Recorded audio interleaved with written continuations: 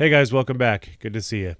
Um, I used to get told things as a child, like old wives' tales about seeds. Like, if you eat certain types of seeds, that they would, grow in your belly or whatever. So, in my culture, it was widely perceived that to ingest seeds of any kind would be bad for you. And in some cases, it can be, especially with illnesses like diverticulitis and things like that.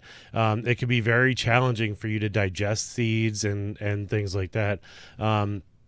So before I get into this, I would always recommend that you find a way to break the seeds down, whether it's grinding them or pressing them for their extract or something like that. It usually makes it a lot better for your body to process it. So I just wanted to cover a couple of the seeds that I found out about, that I use in my own diet.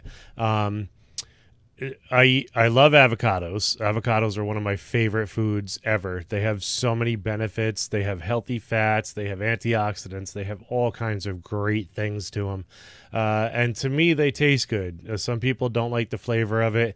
I think it's kind of like tofu, where you can kind of make it taste like whatever you put it with. It has kind of like a buttery sort of flavor, and I think it depends on the ripeness. It depends on how new or how fresh or how old it is or whatever. But anyway, avocados are one of my favorite foods. I usually try to incorporate it in a lot of the things that I cook, or things that I make for myself anyway. But their seeds are really powerful. Their seeds have a lot of antioxidants. They can help prevent cancer. They help with your digestion. They have a lot of great probiotics in them. They inhibit pathogens like bacteria and fungal infections inside your body. They're high in potassium, soluble fiber, and they're anti-inflammatory.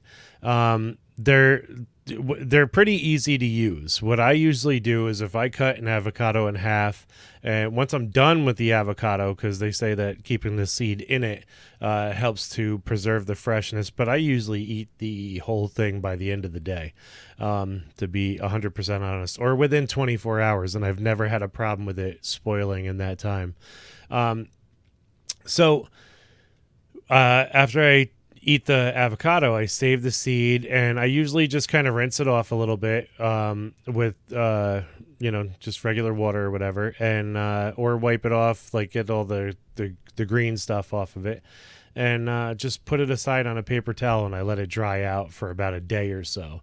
And then what I do is, if you want to do it faster, there's a method to bake them in the oven for, I think it's like 425 for like 15-20 minutes. And it'll dry them out and make them nice and soft for you to be able to cut through them easier. But again, I've never had a problem with that. I know a lot of people do, but yeah, so you take the avocado seed out, dry it out for like a day or so, cut it in half. You could do it in quarters. You can try to, chop it up as much as you can. I usually cut it in half, and I'll put it in like a blender and just pulverize it.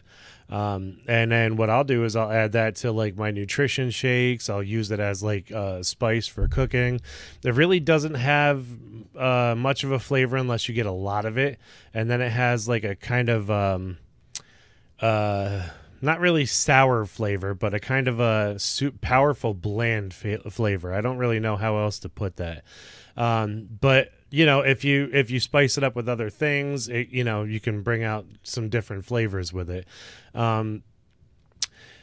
Cumin is used in a lot of recipes, as far as I've read. It's used. I don't know if it's used entirely for its purpose. With how much it's used, I don't see a lot of people talking about its benefits.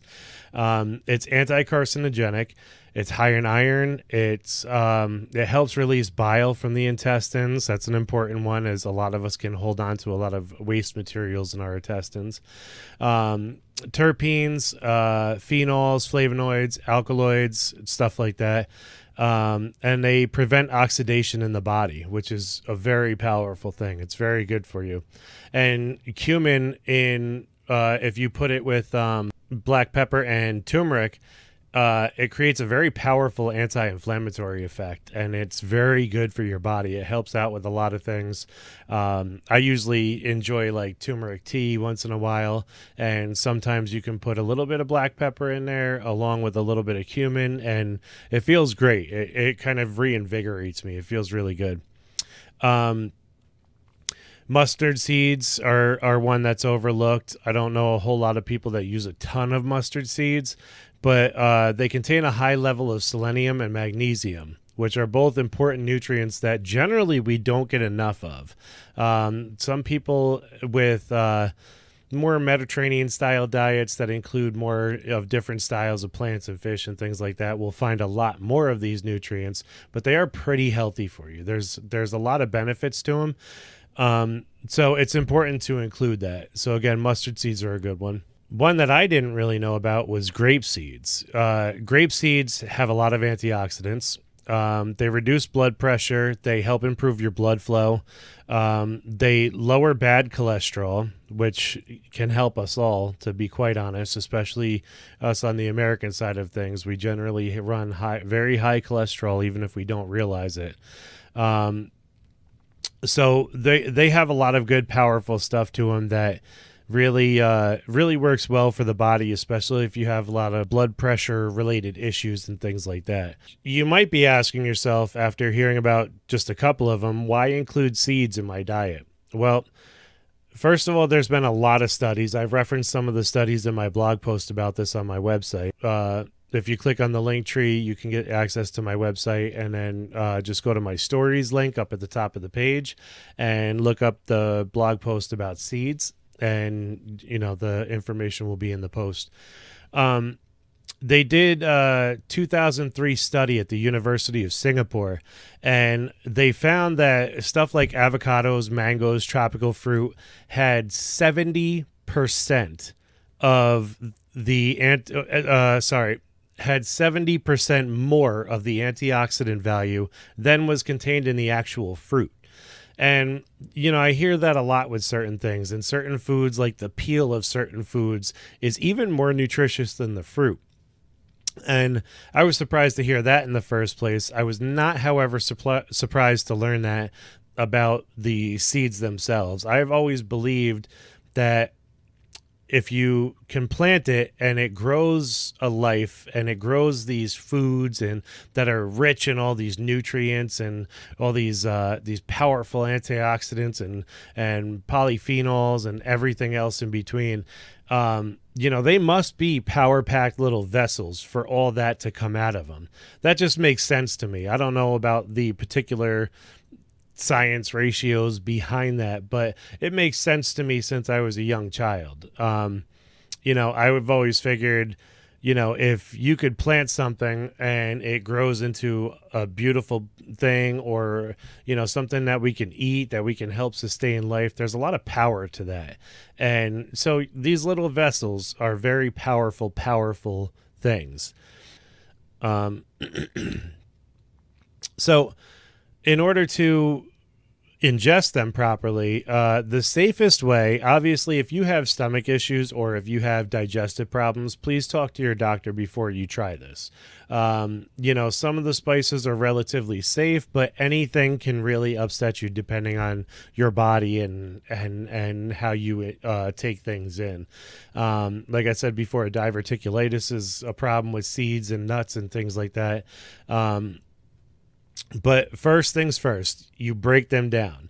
You can either do that by getting a press, which you would just basically put all the seeds inside the press.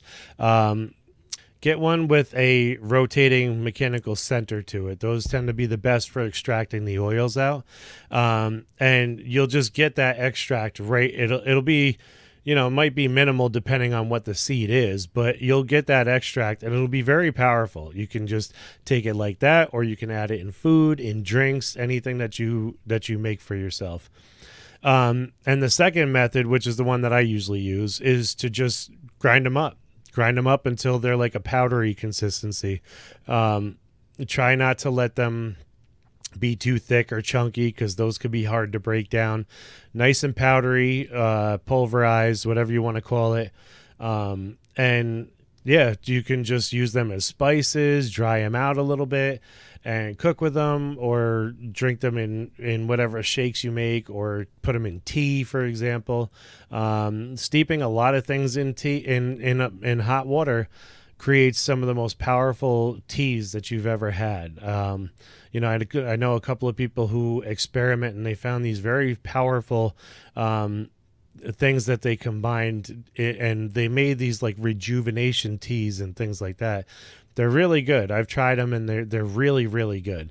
There's tons of seeds. I can come up with a whole list of everything that could possibly benefit you, but these seem to be the top that I've realized, that I've noticed, I should say. And they're easy to come by. Cumin you can get in any grocery store. Grape seeds and mustard seeds you can get in any grocery store. Avocado seeds you can get after you eat the avocado, which is even better in my case. I like it. Um, but yeah, guys, if you're looking for any information on this stuff, please visit my website, or get in touch with me. I'd be more than happy to share it with you. And if you're looking for somebody to help coach you in health and fitness, maybe life balance, maybe something that you just find off and you need somebody to chat with you about it, give me, sign up on my website, or get in touch with me through the links in the show notes, and we'll get in touch. I'll come up with a custom program just for you. I'll come up with a price that works for you, and we'll figure it out. We'll get you going on your proper path. It'll be about you, it'll be for you, and that's the key. Have a good one.